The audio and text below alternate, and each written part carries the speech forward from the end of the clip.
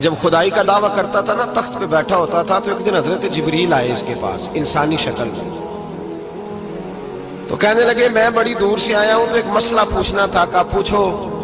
کہنے لگے ایک غلام تھا کسی بادشاہ کا، تو بادشاہ نے اسے تھوڑی دیر کے لیے ایک علاقے کی سربراہی دے دی۔ کتنی دیر کے لیے؟ کتنی دیر کے لیے ہمیں سربراہیاں ملتی ہیں؟ کیوں جی؟ تھوڑی دیر کے لیے ملتی ہے نا، تھوڑی دیر کے لیے سربراہی دے دی ایک غلام کو۔ ذرا بات کو سمجھیے، حضرت جبریل پوچھتے ہیں، کہتے ہیں سربراہی مل گئی، اب وہ مالک ہی بن کے بیٹھ گیا ہے، وہ بات ہی نہیں سنتا، اس کو تھوڑی دیر کے لیے بنایا تھا، وہ تو خدائی کا دعویٰ کرنے لگا ہے۔ آپ بتائیں اس کا انجام کیا ہونا چاہیے؟ یہ مسئلہ پوچھنے آیا ہوں۔ تو فرعون کہنے لگا اس کا انجام یہ ہے کہ اسے پانی میں غوطے دے دے کے مار دے۔ انجام کیا ہے؟ بولیے بولیے، کیا انجام ہے؟ کیا انجام ہے جی؟ پانی میں، اللہ اکبر، اپنی سزا تجویز کر رہا ہے۔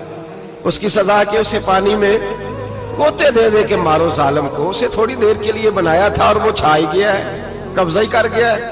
حضرت جبریل کہنے لگے جی آپ لکھ کے دے دیں گے؟ کہنے لگا لاؤ لکھ دیتے ہیں۔ لکھوا لیا، جناب جبریل رکا لے کے تشریف لے گئے۔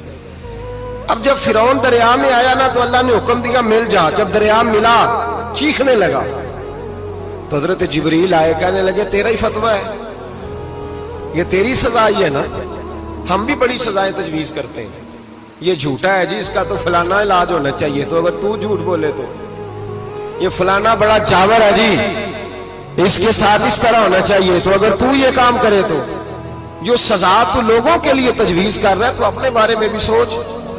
اب جب غوطے آئے نا، آخری وقت دیکھا وہ فرعون جو کہتا تھا میری مرضی سے دریا چلتا ہے، علامہ صاوی نے تفسیر صاوی میں لکھا ہے تڑپ کے رونے لگا۔ جب یہ مزاج ہے، ایک دفعہ اوپر آتا ہے آدمی جب دریا میں جاتا ہے، اوپر آیا تو چیخنے او میرے حواریو خدا کا واسطہ مجھے بچاؤ۔ کہنے لگے تو کہتا تھا میری مرضی سے چلتا ہے۔ بے بسی ہے، تڑپتا ہے، روتا ہے، روتا ہے، وارث شاہ مان کری نہ وارثہ دا، رب بے وارثہ کر کے مار دائی، تڑپ رہا ہے، چلا رہا ہے، کوئی مدد کو نہیں پہنچتا۔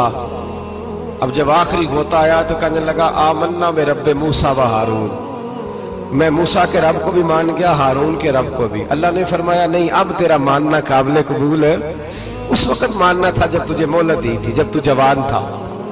بڑھاپا آتا ہے، بیماری آتی ہے، جوان آدمی بیماری کا شکار ہوتا ہے تو کہتا ہے یا اللہ ایک دفعہ صحیح کر دے، میں ساری پڑھا کروں گا، ایک دفعہ ٹھیک کر دے، میں مسجد میں رہوں گا، میں اگلے سال اعتکاف بھی کروں گا، میں ساری تراویحیں پڑھوں گا۔ تو اس وقت پڑھنی تھی جب تجھے مہلت دی تھی، اس وقت پڑھنا تھا جب اللہ نے تجھے آسانی